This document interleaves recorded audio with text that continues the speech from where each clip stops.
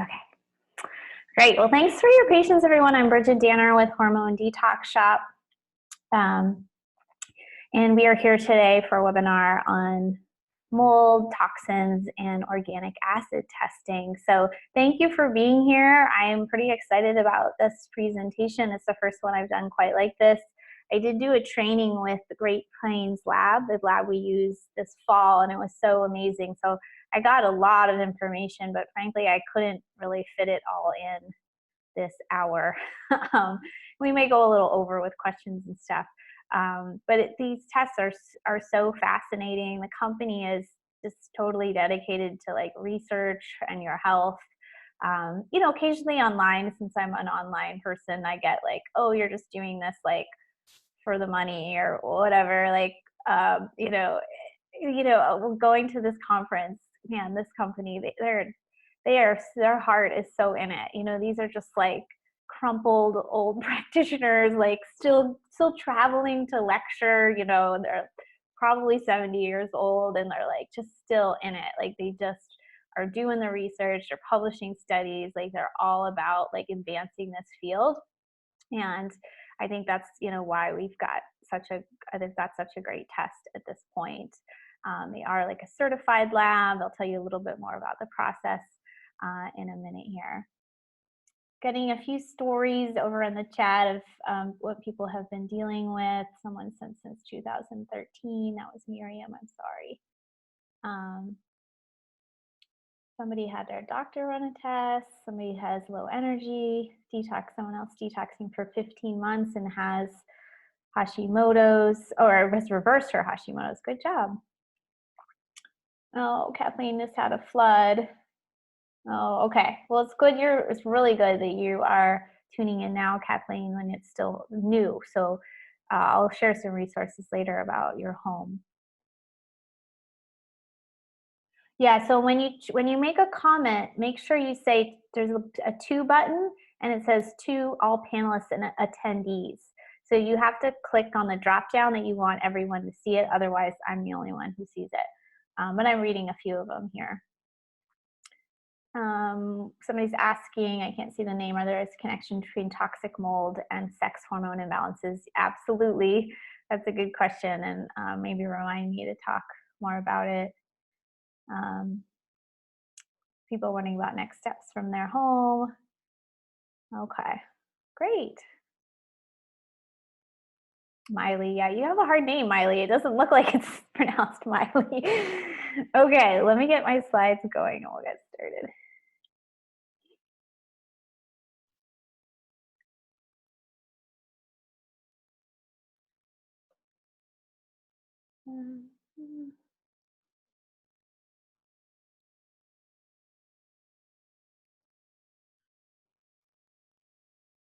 I think you're seeing my whole thing. So what if I do? Okay. So once I go into slide presentation, it's hard for me to see the comments, but I may stop occasionally. So this is us. I think it's cute. My graphic designer is in Colombia and she does the date the other way. And this is me. Most of you probably know me from just being on the online community, but I just thought I'd share a little bit more about me. And these are some of my credentials. I've been practicing since 2004. I started as an acupuncturist and later became a functional health coach. I ran an integrative clinic in Portland, Oregon for 10 years. That's really when I learned more about functional health from the naturopaths I was working with. And, you know, I really, it's kind of opened up a world to me. And frankly, I was sick and I didn't know I had mold for many years. So I was doing a lot for my health, doing kind of all I could. And you guys may have heard this story. And then I think it was 2015, I just like, it started to be winter. It was raining a lot. We were having a little bit of flooding and I got strep throat and I didn't recover. And I was just super tired, like so tired. And I was cooking all my own food, eating organic, going to yoga, going to bed on time. And I was just like, there's really nothing else I can do here. Like, please tell me like what's going on. And we checked for different autoimmune diseases. I did find out I had Hashimoto's around that time, which is super common with molds to have that comorbidity. Um, and I found out my sex hormones were tanked. Later I found out I had parasites. I had a few Epstein-Barr incidents before I really got the mold diagnosed, which is still something that I struggle with a little bit. But luckily I had some practitioners suggest, what's changed in your home? And I said, well, we did have this flooding and we got a cat and I don't know. And so we ended up checking for mold and finding out we had quite a bit living in the walls. And, when I say we had flooding, it wasn't like a really big deal. It was just like a little spot in our basement, but actually in the whole home was a pretty big problem. So I sort of already had a pretty rich background before I experienced mold. And then I had to go through my whole journey with my home and my health to get out there. So I think I have a pretty unique perspective going through it myself and in my pretty diverse training background. So we had a few questions come in that helped me shape a few things. So this is basically what we're going to cover today. And the whole presentation isn't meant to be about mold. I know I just published a mold article, but you'll kind of see how everything goes together. So we'll talk about all these urine testing options and how they go together, or how you may just want to choose one. We'll talk a little bit about the home and starting out. Then we'll look at some of these tests and what they offer. This testing is on sale through Monday, $100 off all the different tests that we'll talk about.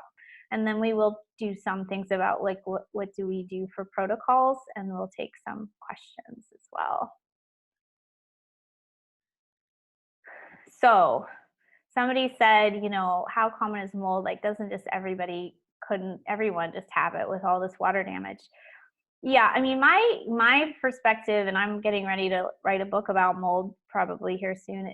It's I'm not trying to say everyone has mold. I'm just trying to help the people who do have it figure out what's going on and get better. So you may have read or heard that 25% of people have this gene that doesn't let them tag mycotoxins for their immune system. That's called the HLA-DR gene. But that's really kind of tip of the iceberg. There's a lot of other genes and things about your health that are going to mean, you experience mold or you don't. So somebody mentioned in the chat she was sick and her husband was not. That can very much happen. He's probably a better detoxifier than you, or you have a more complex health history than him, or you've been under more stress than him. He may not really be showing signs of mold now, but end up with heart disease, which can be related to mold. So there's just so many factors, and whether or not you have the gene isn't the only factor. You have all sorts of genes. So I don't even test this gene. I just, are you sick or are you not sick? I did have a mother-daughter both test their genes and give me run a test with me for mold. And the mother was much higher than the daughter. She did have the gene, but she was also, 30 years older. So who knows? It's hard to say, but I do think it's possible that genetically, if you've got the right genes, you may have lower levels of mold in your body than someone who really just cannot detoxify it. But I just think there's so many factors, and you mostly have to go on how you feel, and then what you see in your home testing and your body testing. I'm just gonna check the chat and make sure everything's honky-dory. Okay, sounds like people are okay, just commenting. So yeah, here's a couple other genes, that I learned about at the, it's not letting me go backwards. That I learned about at the conference I went to, called the CBS gene, the GCLC gene. So these are just a couple examples of other genes that could be involved in your trouble with detoxing or your tendency to inflammation. As far as buildings, this is one statistic that maybe 43% of buildings have current water damage, 85% have have past damage. Sometimes I've also heard 25% of buildings have water damage. You know, most buildings probably have been damaged by water. It's plumbing, it's rain, it's snow. Sometimes that's going to dry up quickly, especially if you're in a dry environment. If you handle it correctly, other times not. Other times it's humidity issues, crowded closets. In our own home, it was gutters not being in the right place. It was windows that weren't installed correctly. There was like some amateur home improvements that went on in our house that, mostly it was invisible. It was in the walls. So, another thing that can be in the walls is incorrect moisture barriers. They put that like Tyvek wrap on the house, and that can be done incorrectly. So there's a lot of reasons. I mean, this is really just a partial list. I found this list at a site called epa.gov. It's EPA's site, and it's a mold course that they developed. So if you want to get some like basic, little course on mold, you could look over this EPA course. It's free. I had never seen it before until today. So does this mean like everybody has mold? Again, no, I don't think so. I think it has to go with your symptoms and your experience, and then if you suspect it, you do testing. A little bit about more what toxic mold is. There are lots of molds. Not all of them produce mycotoxins, but about 200 some do. But not all of those, I think, are even dangerous to humans. There is a smaller handful, like 5 to 10, that are really the ones that you hear about more for humans. So they have these mycotoxins, but they also have other compounds that aren't good for us, like volatile organic compounds. Let's see. And some people ask, why is mold even bad for us? It wouldn't necessarily be bad for you like in a forest where there's all sorts of organisms and there's balance. But in a home, there's a strange environment, like this controlled environment with drywall and wood. And if water gets to those things and it doesn't have a lot of competition, it can grow these toxic species in kind of a dominant way. And then that area may dry, and then you release more spores. Somebody also asked about foods. Yeah, toxic molds can grow on foods. A lot of the research on toxic mold was done with livestock, because when they're fed moldy grains, they can get sick and die. So they were trying to prevent that. So somebody asked, could you get a high score on your test just from food? And I think yes, you can. We do write in our instructions now to optionally take 2 weeks off of all those foods. However, if those are foods you always have and you're having them, it's kind of fake to take 2 weeks off, right? If you're mostly avoiding, most of you are eating pretty healthy, and you might want to take out the foods before testing. That was a suggestion by our other coach, Mickey, that she had learned. You can take the foods out and then get a better sense, is it just in my body? But mold can colonize your body, so it's a little tough. We also asked you to do a challenge to help move mold before you test. So, some of that could be sort of stored mold coming out. So there's some gray area, and again, we just kind of read into like the whole picture. But there have been a couple people maybe that I've seen that I thought the mold was only from diet. But more often there's some building involved that the person already knows about. Also, you can get, mold in animal flesh, in like conventional, grain-fed animals, because the mold cannot be cooked out. It doesn't get cooked out. It's still in there. That's the tricky thing about mycotoxins. They are very hard to get rid of. They're very hard to kill. Here's another definition of what mycotoxins are.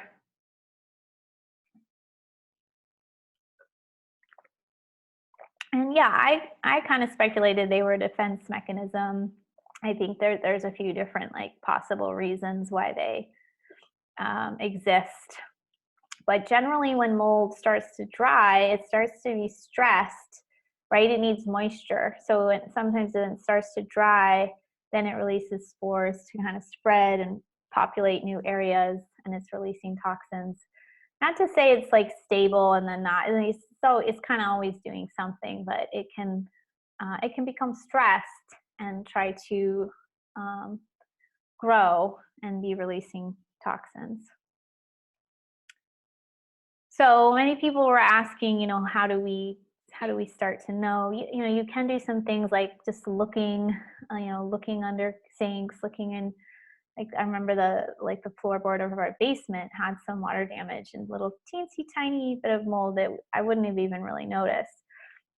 But you can look for that. You can look at windowsills. I really think it's valuable if you own your own home to get a mold inspector because they're going to see where all the sources of moisture could have happened. Someone also asked about, buying a home or renting a home. How do you know it's safe? You can do some of the same visual inspection with a good inspector. Um, Smelling certainly too. Like especially if you've gotten away from mold, you can tend to smell it a lot easier when you get re-exposed. As far as, I'll just add this because we had a couple of questions. As far as getting testing before you buy, it's kind of tough because you usually only have a 1 week window. So I don't know how many people can get you results in 1 week. Somebody was saying they're going to get their condo air sampled. I would say if you're going to do that, you need to kick up a lot of dust because if that condo has been really sitting there, you might not get much out of your air sample. And it would be better to maybe do some drywall samples and other physical samples as well. You can also get a humidity reader. Humidity should be ideally under 50%, but at the minimum under 60. You can get a moisture reader and put it on your wall to see if there's moisture under the wall. So there's a lot you can do, and it's a little bit beyond the scope of this call. But I will share with you a blog at the end. I've already published a blog, and I give you like 4 testing options. I link to our Mold Week event where I interviewed different people in that industry. I linked to Margaret Christensen's toxic mold event where she interviewed a bunch of people. So if that's the stage you're at a little bit more with your house, I would, go to those resources. So if you have found it in a building or a car, maybe in a car too, that you've been in contact with, I would suggest you test your own self. So that way you get like a baseline of where you're at right now. And meanwhile, you're going to be working on remediating that space. Unless you rent, then you're just going to be working on moving out and deciding what you can take with you, which frankly might not be much. I know this is expensive. I had a few people write in too. I don't have the money to move. I don't have the money for this. This is sometimes a chance where you have to really step out of your comfort zone, asking for help in different ways. Because whether you rent or you own or whatever, like it's expensive for everybody in its own way, and you have to make those decisions. So I also got the question, should I bother detoxifying if I'm still in the space? Yeah, it's not like a waste, but I wouldn't spend like the gazillion dollars because your environment is the most important part. So you really need to deal with that part. You just have to. Sometimes a small remediation can happen in a home you still live in, like it's just a bathroom and it's not that bad, and you really, you plastic it off and have it done. I get these questions a lot, and they're a little hard to answer because I'm not there in the home to like give you a clear idea, but I feel like I have seen small remediations happen and nobody got sicker and everything worked out fine. But if it's a big, pretty widespread problem in your house, it's going to probably be hard to recover in that same space. So it just depends the extent of it. But certainly start, but I can say when I was at my sickest in the same home, I was not getting better. with the things I was doing. I was doing IV therapy. I was doing like a detox that I had done before. Like nothing was helping. And that's really what made me realize like something else was going on. And then we remediated the house while I was still working in it, living in it, and that everything got worse, like way worse, because I got even more exposed. All the mold was being disrupted, moved around, and I got way sicker. So it is definitely going to be hard to get better in a sick space. You will just keep getting sick. Sorry to be the bearer of bad news. Okay, so this is mainly what we're going to talk about today is urine testing. And this is a lab we use, the Great Plains lab. And this is a little bit what the test looks like that you get in the mail. So you just do it at home. We do give you some instructions on, a few things to do before testing. I have gotten the question in the past, like, is this accurate? And I tried to pull up a few things. They talked more about this at the conference I was at, and I should have taken more notes. I didn't take a lot of notes, but they use mass spectrometry, and I use an advanced form, and I don't really know what advanced means. I tried to find that, but I didn't have a lot of time. There's a lot of ways to do this mass spectrometry. But basically, they take your sample and they turn it into gas, and then they smash it up. And the essence of it is whatever chemical or mold toxin or candida metabolite or whatever is in your urine, it has a very specific weight and size and shape, but I think this is mostly referring to weight that they can measure. So they can tell like the amount of something in the urine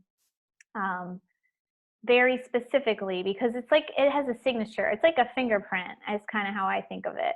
So it's like, well, how can you tell that that person did it? Like, because that's the only fingerprint that matches. So it's a very like accurate way to match up what is in the sample. That's how I understand it. If somebody understands it better, they're welcome to say so in the chat. It was hard to find a great explanation of it. But they did explain more about it at the conference, and that they find it to be very reliable. They recently actually let us know that some measure was off, and they wanted to correct the last week's test. So I think they're really monitoring. It is a slower process than other types of testing. So I understand you're anxious to get it as soon as you send it out, but they usually have a backlog, and it's like I think it takes at least 8 hours to run the sample for everybody. So that's a little bit about that. So we'll talk about a few different tests here. First is the mycotoxin test, and these are the different toxins it tests for. So for instance, like the Aspergillus mold produces the ochratoxin A. So the name of the toxin isn't the same as the name of the mold, but it's testing for the toxin, not the mold in your body. Some people who may want to run these already, again, know that they have mold, or they want to do a baseline, or they want to see how they're progressing, or they have chronic fatigue or some kind of illness that they're not sure where it came from. Certainly with like cancers, neurological disorders, it can be great for kids. I have also seen and heard of cases where there isn't any really known exposure, but it's still in there. So maybe it's a past exposure. Sometimes it's hard to tell where it came from. But usually we do have a connection to a place or like a very certain diet, like a really grain kind of heavy diet, like certain foods, if you're eating dairy and coffee and bread all day, like that's a lot of mycotoxins potentially. So yeah, these are some good people it's for. We'll take more questions about that. Here's one little piece of the test. So I mentioned the ochratoxin A was one of the types of toxins made by the Aspergillus mold. So did you see here, there's a couple markers in red range, but I would call this abnormal, but not crazy. So this is also why it's good to do a test with us, because you might see this and be like, oh my God, I'm in the red for ochratoxin. That's like really bad. This is actually not that bad. And this could probably clear in a few months if you are really detoxifying and you're out of that space.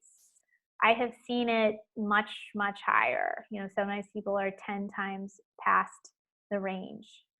So this is sort of like gives me a sense of like where you're at now. Are you, some people come to us and they've already been working on detox for a while and now they're looking like this. So they probably made a lot of progress, but they're not in the normal range yet. Somebody wrote into saying that her toxins test, her chemicals test didn't give many suggestions. And I think that may be true. That test doesn't give as many, but the mold test does. So you can see here they're talking about the type of ochratoxin and that they're suggesting binders, rosemary, liposomal glutathione, antioxidants. I think they have some references here for that. They, you know, they've done a lot of before and after tests, and they've seen even just straight sauna use, like 1 hour a day for 3 months, like clearing things significantly. So I'll talk more about like my base protocol. It's maybe a little different than their base protocol, but a lot of this stuff is kind of all the same. It's binders, it's antioxidants, glutathione, sauna. So I like this, you know, I like that they give these little instructions. Here's a little bit more about food, right? Cereals, grape juice, dairy, spices, wine, dried vine fruit, and coffee. But they're saying minimal exposure can occur through these foods. So maybe maybe this is a good question to ask them. So they're not thinking you're going to get like a super high number just from food, it sounds like. Okay, so moving into the organic acids test. So I really prefer, if someone suspects mold, that they also run an organic acids test. It's the same sample, and it gives you a lot more information about the gut and your cellular health and that kind of a thing. Great Plains, I think they do a lot of pediatric work, so you'll see me mention autism a couple of times. We actually don't see much autism in our practice, but it is like one of the things that can these chemicals and molds and stuff could be affecting towards autism and the gut infections. So we'll see that in a minute. So I don't know how well you can read this, but just a little summary of what organic acid testing is. It's quite a long test, 76 metabolites they're testing. These are waste products. They're signs of activity in the body, how we're digesting foods, how we're making energy. So when certain markers are high or low, we know that there's a break in the chain, something went wrong. So it's a really fascinating test. Definitely not a test you can interpret on your own. It's really a tough test to understand. So a couple key things it does is test for yeast and Clostridia bacteria. I'll show you a little bit more. There's a little more explanation. Also tests some neurotransmitters, oxalates, oxidative stress, some things about ketones. Here's my little list of things that I look for the most on there.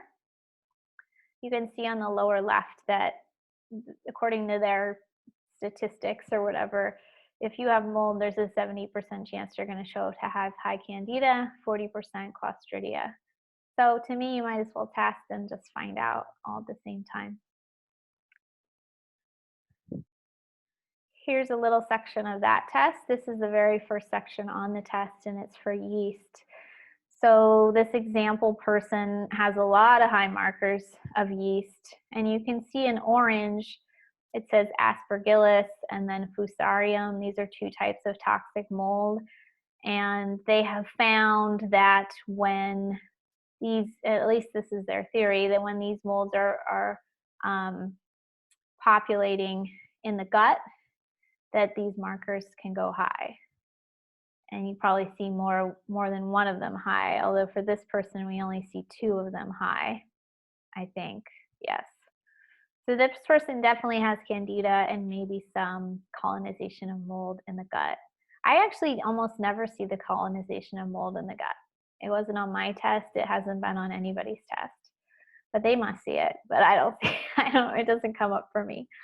So who knows? Like, is this the only way to know? I don't think so. Okay, we can take more questions on that, but basically, your options are mold testing, oat testing on its own, or combine the two, or add in this next piece. So this Envirotox panel includes mold, organic acids, glyphosate, and like 80 chemicals, something like that. So why might you run the Envirotox panel? The first time I ran it, I was just curious, like what are my levels of toxins, things like pesticides. I'll show you in a minute. So you might just be curious. You might have chemical sensitivity. You might have another mystery illness, chronic fatigue. Might be for your kids. Might be because of a chronic illness that you're experiencing. Might be because of in your work, you've been exposed to chemicals, so you want to know where you're at. I can tell you that everyone has chemicals to some extent. I've had one lady who was so incredibly clean, I couldn't believe it. And I don't think she was doing anything that different. It was just kind of good genetics or something. And then I've had people who are super clean living and still be quite high. So we're all really dealing with these things, and they're carcinogens, they're hormone disruptors, they're neurotoxins, they're no joke. So sometimes it's just nice to know what you're dealing with to inspire you to, work on detox more. So yeah, it's checking 18 waste products covering 173 chemicals. This is just a couple little summaries. And then one marker they have on there that's pretty cool is called Ti-glycine. And it's a marker of mitochondrial damage. So it can be interesting to know, okay, I'm exposed to these chemicals. How deeply are they affecting my mitochondria? That's a pretty cool marker. And not always high. I think only one person I've seen really high, but we just started this test in the fall. So here's some of the things that it's testing for: phthalates, benzenes, styrenes, organophosphates, which are pesticides and herbicides, perchlorates, glyphosates. It's a longer list than this, but I just thought I'd hit a few. Some of these are in plastics, some of them are in gasoline, some are in jet fuel. We all are having a lot of jet fuel exposure. A lot. You'll see this, that's the perchlorates. You'll see that a lot. It also includes separate standalone glyphosate test. This chart on the right is a chart about glyphosate and autism and how the use of glyphosate is rising at the exact same rate as the increase in autism. So again, this Great Plains Lab, they're super passionate about children's health and chemicals in the environment, and they're doing a lot of good work for people. Here's a little example of a couple things on there. This perchlorate I talked to you about earlier, and DPP, which is like flame retardant, but it's in other things like computers and nail polish, potentially. Basically, they've told me anything over 75th percentile, we kind of focus on. So this person is, you can see in like 80th percentile in perc, and then look how far over they are in this DPP, like crazy over, right? Like, let's see, what is that? 50 times over the max, sort of. So this would be one I would really, really focus on for this person. And mostly the treatment is similar, but we'd want to retest this and try to figure out where this exposure is coming from. Sometimes it's really hard to tell where the exposure is coming from. But this could be causing hormonal problems, fertility problems, developmental problems in children. Here's that Ti-glycine I told you about. This is a really horrible test result. This is in their example report. This would be really bad. I've never seen anything this high. So this is a really strong mitochondrial damage happening. So you can see they mention a few suggestions for that and a few things that could be associated with that. And they do give some more description on where these chemicals could be coming from, so you can keep reading and some of the effects that they may have.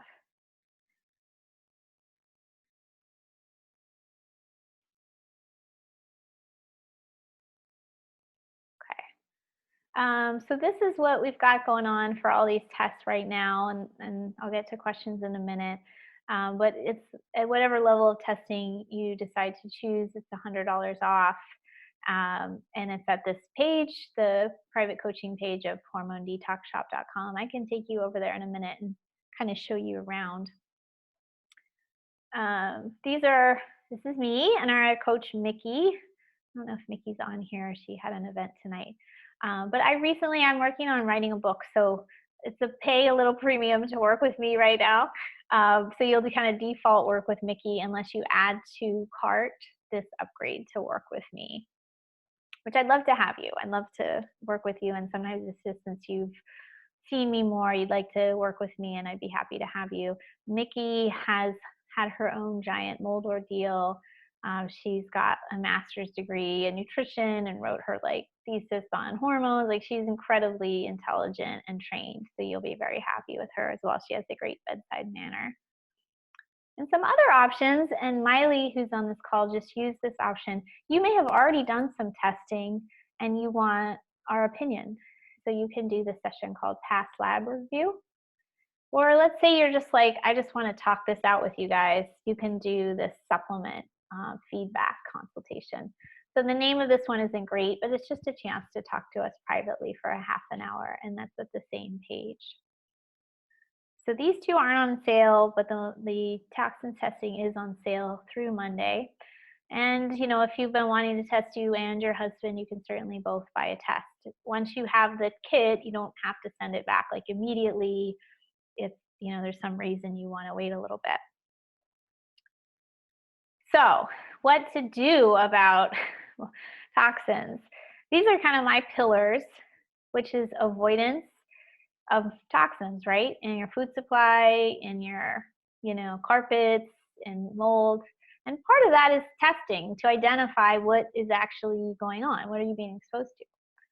And then you want to support your organs of detoxification and just your entire body. So you want to get enough sleep, drink enough clean water, take supplements, eat the right foods. We can talk a little more about it.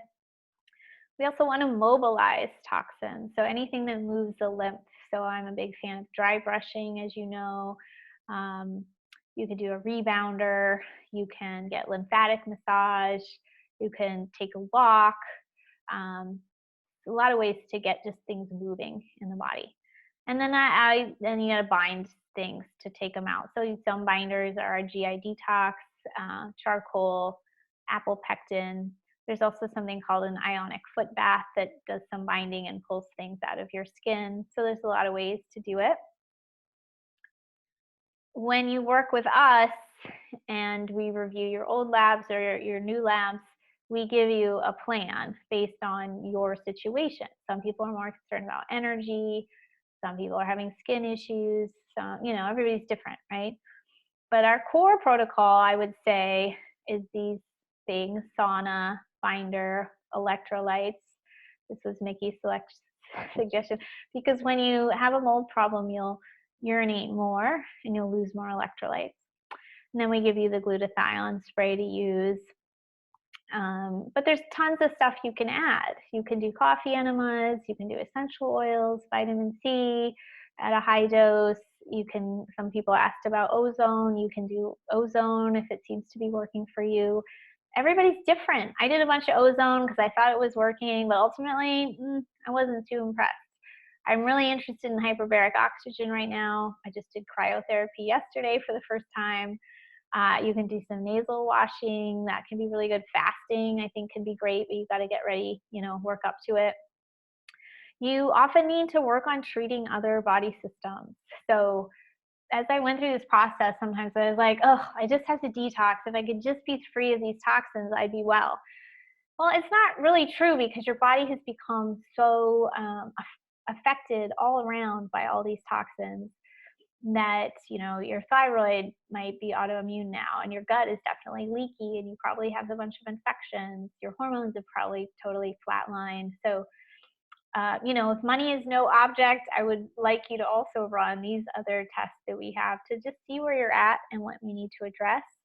I don't necessarily work on like, I know some practitioners say, we'll do this step, then this step, then this step. I don't necessarily work like that.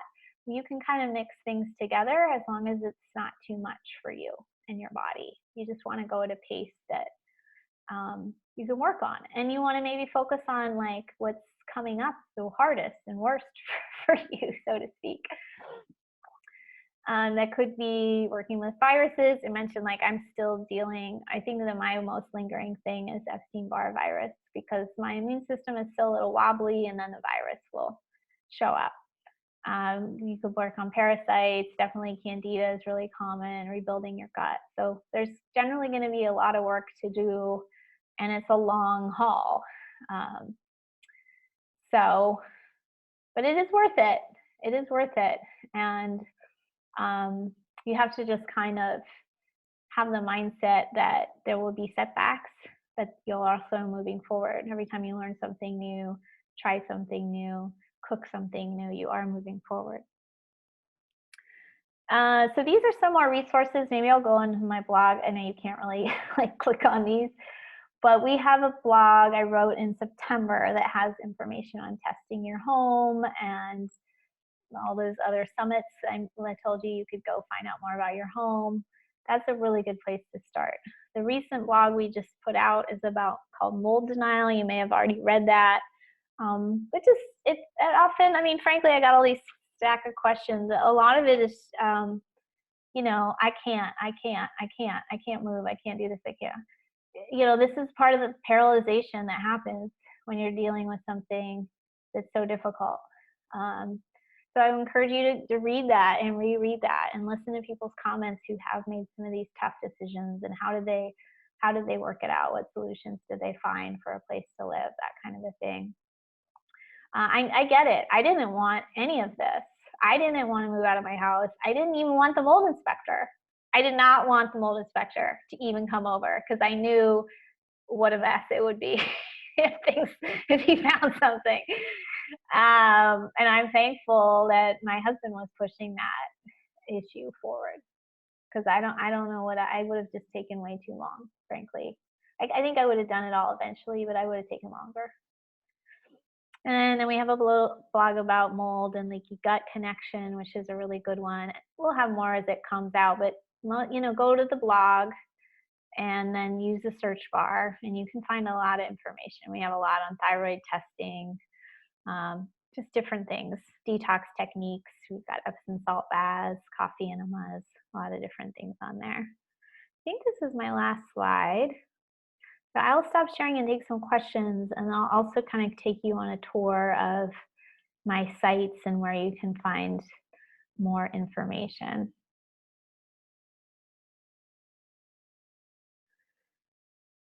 Oh, okay, so lots of questions here. Yes, I didn't really talk about SIRS. SIRS is a chronic inflammatory response syndrome. It's basically the way your body responds to toxic mold, but it can happen from some other things as well. Yeah, static is another thing you can have when you have mold. I don't see everyone have it, but it can. Oh, I don't know who this is. FE says his sister is on disability. So yeah, I don't know what you mean RSD, but SIRS is about 80% of SIRS is caused by mold. Some people are talking about HOA and stuff like that. Yeah, frankly, you don't have a lot of rights on a lot of situations, or I don't know if rights is the right word, but you know, so honestly, it's often just better to move and move on than like have some epic battle with your landlord or whoever. It's just not, I know it's not right, but it's just like not worth it when you're already sick. So that it's again a general statement, and I don't want to be negative, but like I had a doctor friend who was in a moldy house. She's like, "Oh, I know I should move, and blah blah blah, and they're gonna fix some things." And it just drug on. It just wasn't even worth it. And then she had to move anyways. So even if moving wasn't in your plan, selling your home wasn't in your plan, it often just needs to start being your plan. And it's a tough pill to swallow, but it's often better that way.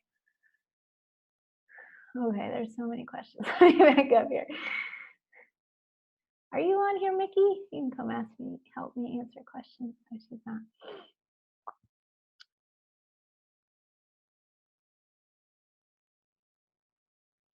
Okay, Miriam says she's in a high rise that had hurricane damage. Yeah. So one of the cheapest ways to test is with mold plates, especially if you're renting, and that's a company called Immunolytics, and we link to them on our blog. So if you're renting or in a building like a workplace, that's probably one of the cheaper ways to go about it, because you don't want to invest a bunch of money in a place you don't own. Can AFib be connected to mold toxicity? Yes, it can. Do you have to get rid of all your belongings if they're contaminated with mold? If you bring your items to a new home, can it contaminate your new place? 100%. Yeah, we did some of that, and we moved a bunch of stuff into a temporary place, and then we kind of ruined that place. So the toxins are really what's going to get you, and they're going to go land on everything. And you can somewhat, improve it by like constantly cleaning, but it's never going to end. So there's also now products like with essential oils, like shampoos and like detergents that supposedly will work. You can find some of that on the Toxic Mold Summit that I'll show you later. But I wouldn't get too attached to those methods. Like maybe sometimes you can save cloth, but you're not going to save any papers. You're not going to save your family photos. You're not going to save your favorite books. Not if you have a real case of severe mold in your home. And as far as clothes, I saved like 5 pieces of clothing and a few boots. I've saved some of the boots I just smelled and I like won't wear them. So it's just like, it's maybe possible. What I would recommend the most if you're having a hard time making a decision is put some of the things you would like to save into storage, maybe clean them first, put them in storage, go back a few months later, just take some good smells, get up all in those clothes, and if you don't feel good from them, it's not working. So, and then if you want to try that way, I would clean them really well, like put them in the sun. And now you're going to ruin your washing machine, so you have to take them to a laundromat, which is really inconvenient. So it's a lot. I sometimes get the question, can I buy used clothes? I'd say yes. You often won't feel great at a Goodwill because it's a little musty and, fragrance in there nowadays, but everything at Goodwill doesn't have mold on it. And your mold is your mold. So you need to get rid of your stuff. And you can smell if something's weird to you, but that's happened to me. But most of these clothes are not moldy, and this saves you a lot of money. Vet remediation companies. Yeah, so the company that we use, hold on. The company that we use for some of our products called Results RNA, they have some pet products too. And I think the biocidin products you can also use for pets, but I don't know if there's like a ton of resources on their site about it, but I'm pretty sure you can use it for pets. Pets, I would wash them.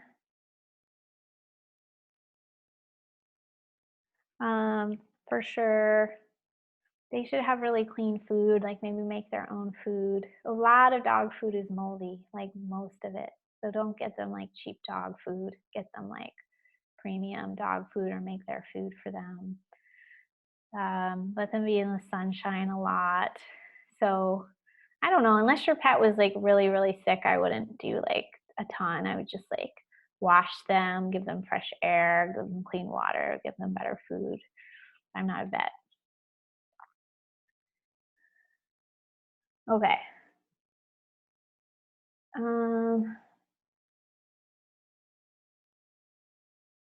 People on SSDI? Is that SSRI, or maybe you can clarify for that to me?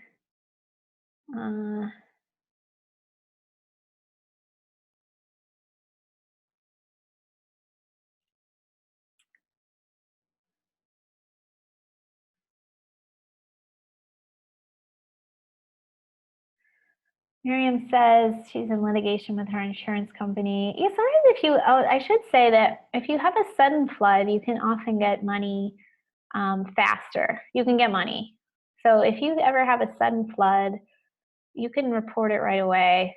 And then you have to be really careful that you're getting your fair due and they're not doing like a half job to get rid of your stuff. I don't think a dry cleaner can get all your mycotoxins out of your clothes. Yeah, that's kind of baloney. But you know, they can call in these experts that they have in their pocket, and you know, it's just kind of a bad situation. Yeah,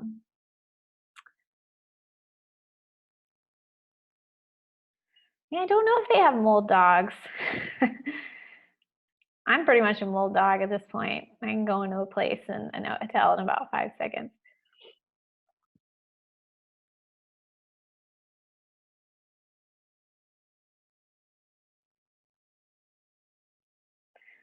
Yeah, so how do you know if mold is in your stuff? And one factor is it's been a chronic exposure, and you've tested and you know it's spread to you know, many areas of your house. It's not just localized a little tiny bit in the bathroom.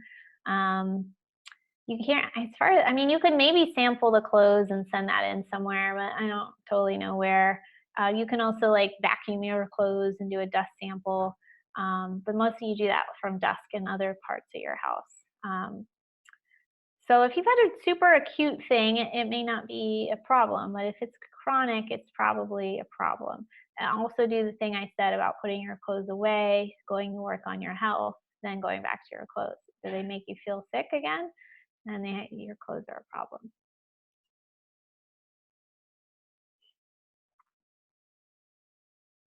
Real-time lab mycotoxin tests. Yeah, so they switched to a blood testing. They actually used to do urine, and I don't know, I just like the convenience of the urine. You know, they used to use urine, and now they say, oh, blood is better. I don't know. I just think urine is easier, and I really like all the multiple add-ons that you saw you can have with this test. So I really prefer this test. Real time also does dust testing. So I think you could still use them for that. But I would use, personally, this is why I picked Great Plains. I think there's just so many advantages. There's also another company I looked at that does a urine test with more markers, but you don't need them. You just don't need them. There's only like a handful that are really going to make you sick. So and again, it was more expensive. You couldn't get all these add-ons, so I didn't think it was a good choice for us.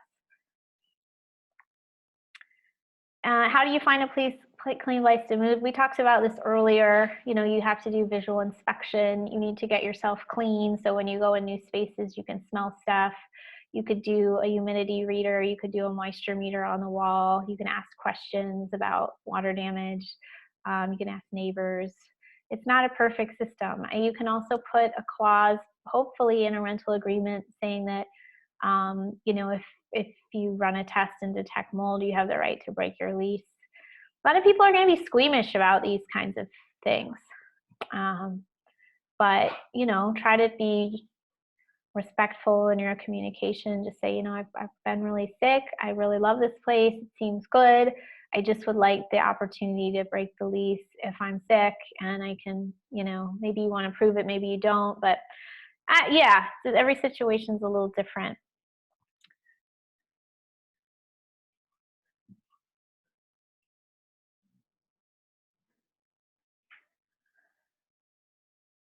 If your clothes don't smell moldy, yeah, your clothes don't have to smell moldy to have mycotoxins.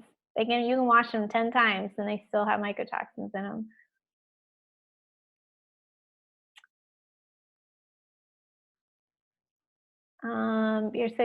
I think you're asking if I'm on Social Security insurance, what does it cover? Probably none of this.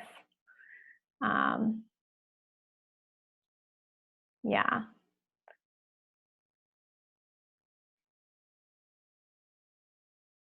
So I'll go check the questions in the Q&A and then I'll show you some things on the site.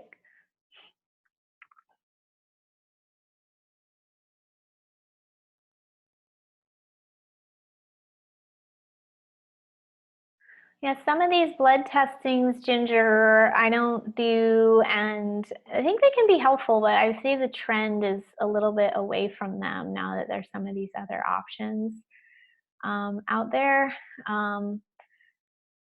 But how to increase your MSH? Um, have you worked on your nose? Oh, you did. You were positive.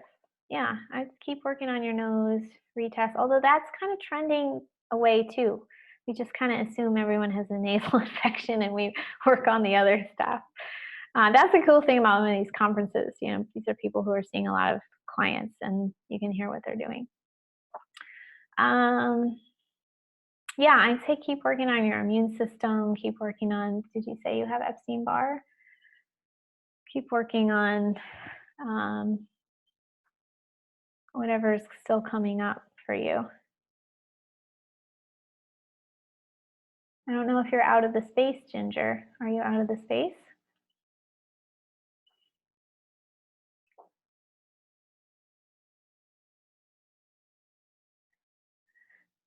Yeah, Epstein-Barr can go up and down, even if some other things are more consistent.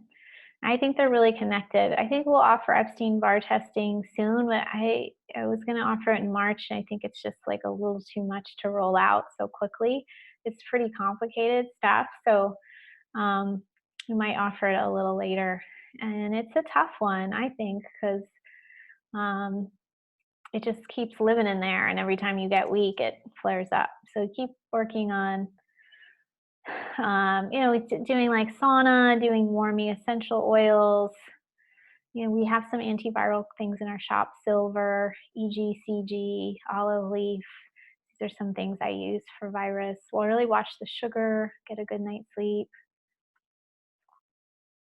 What test do I recommend after treatment and detox?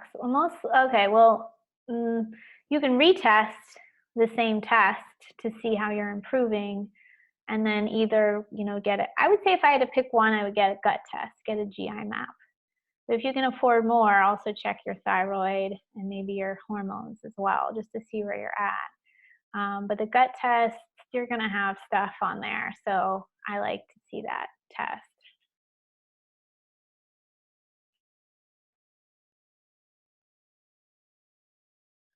Yeah, Alex is talking a little bit about the cost.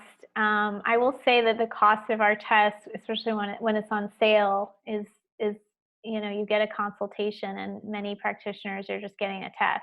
You're not even getting the consultation. So it's a good price point. I know if you're going through mold, like every price sounds like a lot, but we have pretty good price points if you compare around a little bit.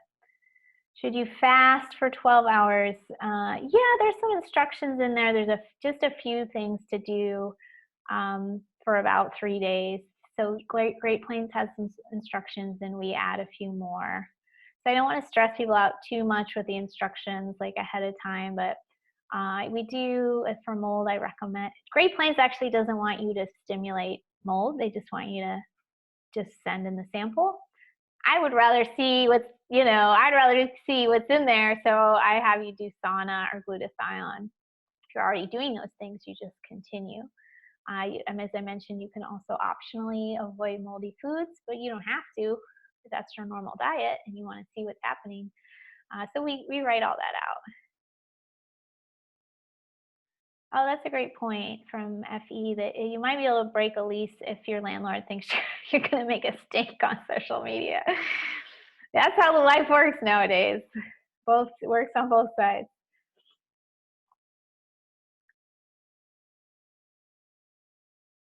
Yeah, Ginger, it seems like you're doing the good work. So yeah, keep at it. Valerie, we talked a little bit about urine versus blood earlier. If you want to go back to the recording. Will you always be sensitive to mold? I think so. I think you will.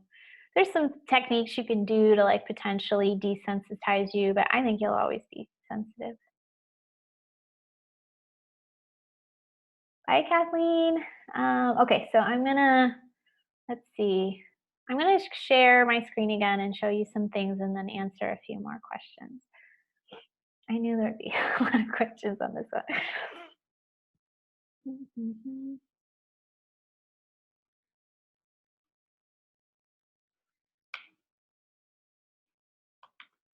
Okay, let me go. So here's a recent blog, if you didn't read that yet.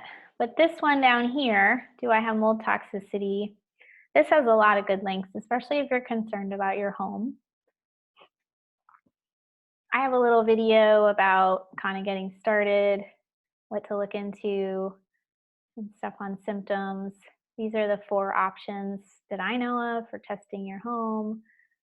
A little bit about avoidance that we had some questions on.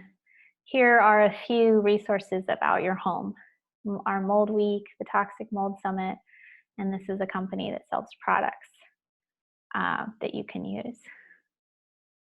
So here's our thing about testing. This is, we already talked about that today.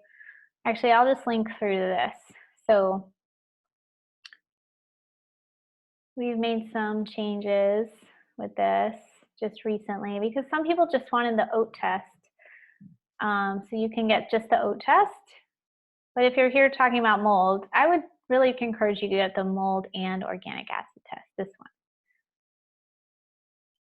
one. And then the Envirotox, these are all on sale already, by the way. For some reason, it's only showing you the discount on this one, but the discounts applied to all of them.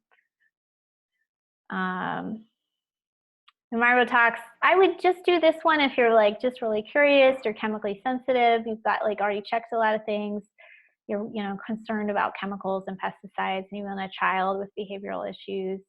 Obviously, it's more money, but it's a pretty interesting test. So I would at least try to do this one if you can. And if you can't afford it, that's okay, because this is a pretty great deal for the mold testing with a consultation to help you out. So, just do it where you're at. But if you can stretch it, I would do the organic acids. So this is in the page called Private Coaching. And that's mostly all you need to know. But if you want to look at some of other testings, I know that next month we'll have the Dutch test on sale. And if you want to work with me, you have to add this to your cart. It's a little annoying, but we have, as you can see, so many options already that it was hard to add this to your cart here. So you have to add me separately on another little button. But you just add it to your cart. Some people aren't used to doing things online, but you add something to your cart and then you check out, and then you'll get some emails from us about what to do next. Our warehouse will send you the kit. If you are in Australia or Canada, you need to just email us. Do not buy this because we have to send you a special kit. So if you're in another country, it's a maybe, but we're having a lot of trouble shipping to other countries. So just email us if you're outside the US and we can try to help you out. But this is the page, there's some more information, but obviously I already gave you a lot of information. And again, look out for the emails. You'll get an email with what to do next. If you order a past lab review that we talked about, you'll get an email saying how to send those past results in. That is here, this option. So it's pretty easy. Usually things just happen because like an email doesn't, believe it or not all your emails get delivered. So, or it just gets buried, or it's in, spam or whatever. But you can always reach out to us. We are ready to ship these. We have 41 in stock, and I would love to sell them all because I think that this is a pretty needed topic, needed conversation for a lot of you. Okay, let me look at a couple more questions?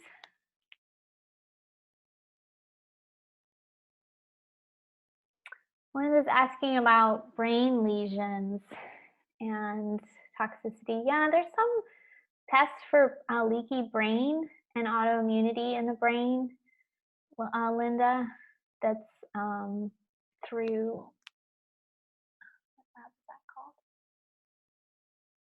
I'm totally blanking on the name of it, but there are some tests for that. It sounds like you probably know you have it though. So I'm just curious a little bit more about what you're trying to find out from it. Hi, Denise. Yeah, glad you're here, Denise Wilson. And yeah, if you get the chance to go to a Great Plains training, they're pretty affordable for all the information that you get.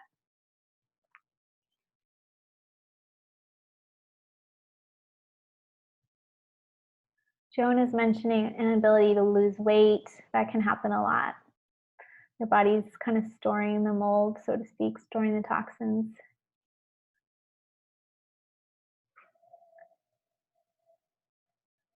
Doris, let me put the link in the chat. Maybe that's easier.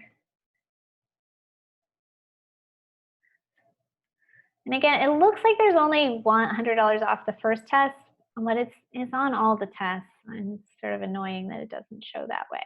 But I will put it in the chat. I should have done that a long time ago. I didn't think of it. There you go. Enzyme sprays. I've tried probiotic sprays. Have I done enzyme sprays? Yeah, I did some stuff like that.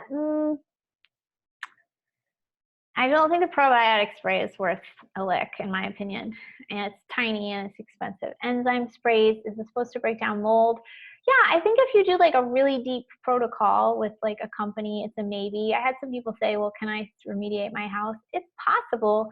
You're going to be working real hard. You know, you have to make it pristine and not reintroduce anything.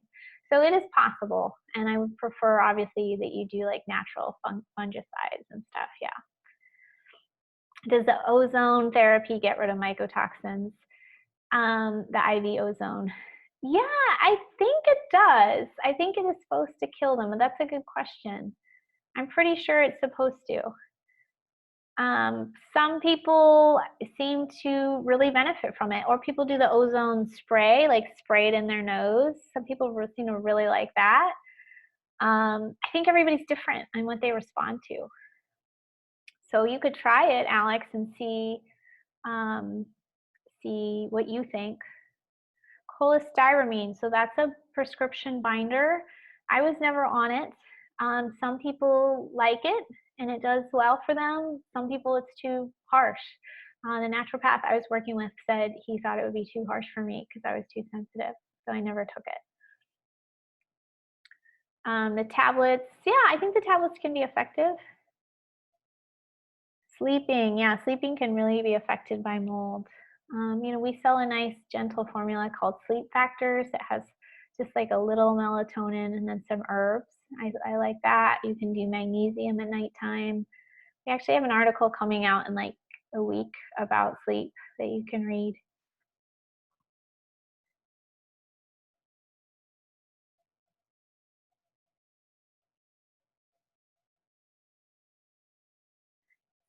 Yeah, if you've got some new things that you're just moving in a house you're not sure about, take them out. Don't let them in right now. Because I'll give you an example. I bought a brand new $2,000 Mac computer right when the mold stuff was happening and I wasn't very knowledgeable. And I had that in there the whole time and I was never able to remediate that computer. So I don't think you should purchase things, including saunas, and put them in that moldy space. To keep it, yes, Renee, there'll be a replay, or we'll send you the recording. Yeah, Renee, you came in late, but yes, the first level of testing is for mold toxins, and then you can add on other testing as well. Can mycotoxins pass through breast milk? Yes, they can.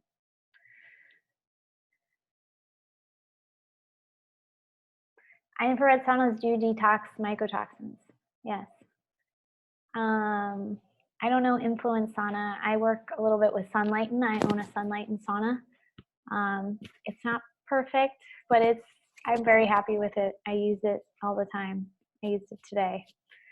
There are other good brands out there.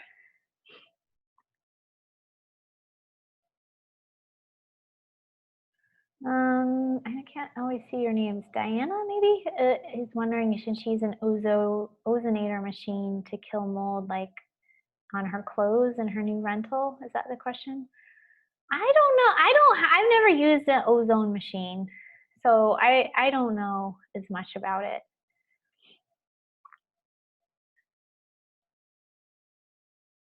Oh, Sam is saying the ozone machine works, but you can't put it in the home. Oh, that's a good suggestion.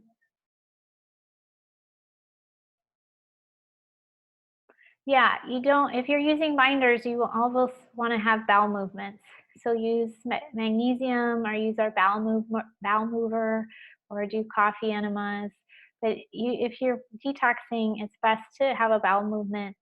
I'd say at least twice a day, which I know a lot of people don't. I think our enzyme, Terrazyme, will help you move your bowels also. What else? Constipation's a tough one. It's a big subject. Castor oil packs could help, fiber, gargling. But yeah, you want to move your bowels while you're detoxing. Does it have to be like you have to be paranoid? Oh my gosh, I didn't have 2 bowel movements. No, but just, the more the better. I used to never have more than 1 a day. Like now I do sometimes. Now sometimes 2, 3 times. So things can change. I really like enzymes to keep things moving, or bitters. Oh, the Zoomer test. Yeah, the Zoomer test is the one I decided against. They do test more mycotoxins. They claim to be more accurate, but I didn't see it. Yeah, there is testing for leaky brain.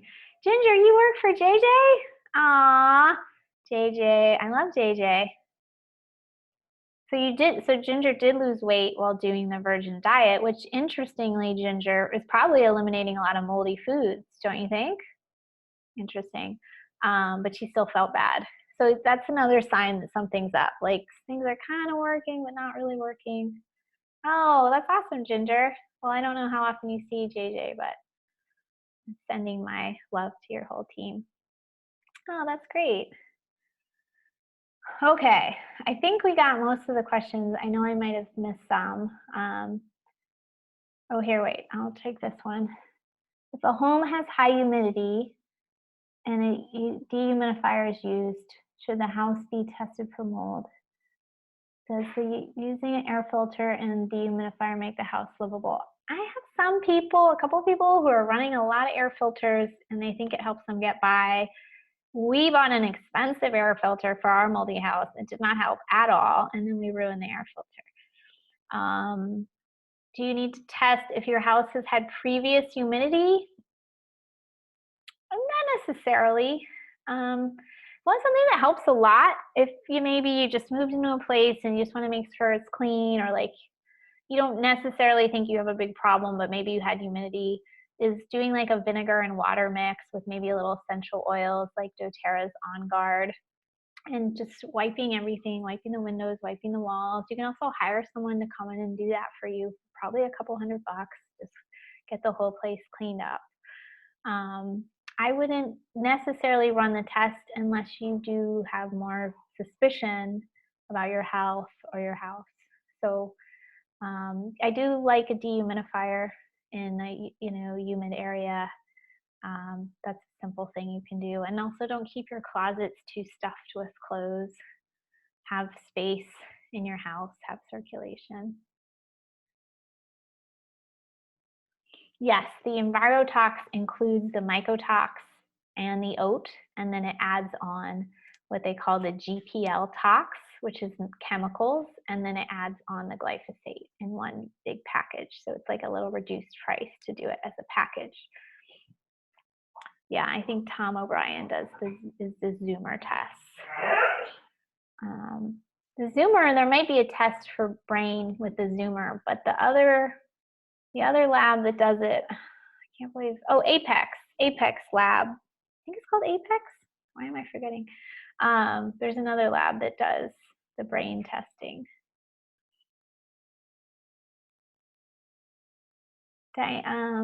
Somebody shared in the notes with some things that kill mold, like cedar essential oil, and there's some things like,